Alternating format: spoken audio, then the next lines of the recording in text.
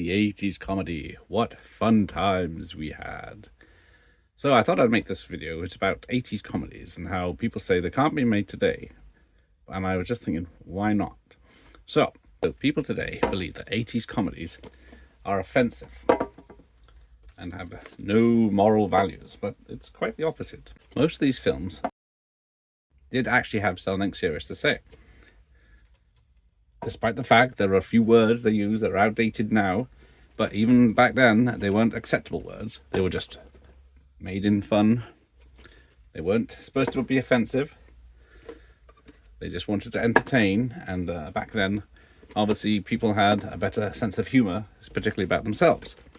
So that's why people can still laugh at these today. They know all the jokes in these films are just to make people laugh, not to make you have life lessons, change your way of thinking, or anything else apart from have a good time for an hour and a half, which isn't much to ask these days. As you can see from all these films I'm putting out here, how many comedies have there been this year? This is just a small example of 80s comedies. Yeah, I can watch them. I know that the normal people in their day-to-day lives wouldn't do half the things that people do or say in any of these films. But that's why we watch them. A bit of escapism, a bit of fun. The jokes in these films are aimed at everyone. Black, white, fat, thin, tall, short, gay, straight. So in some aspects, these films are very inclusive.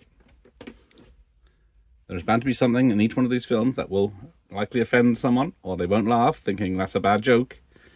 You can't say that about someone. But in the end, there's no malice, and a lot of these jokes in these films are based on the context, which seems to be lacking these days. It's just a joke. No one's out to get you. We just want to have a laugh for 90 minutes and forget what's happening in the world.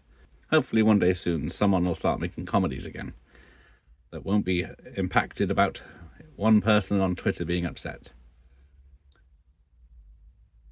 Well, that's just my opinion. What's yours? Thanks for watching.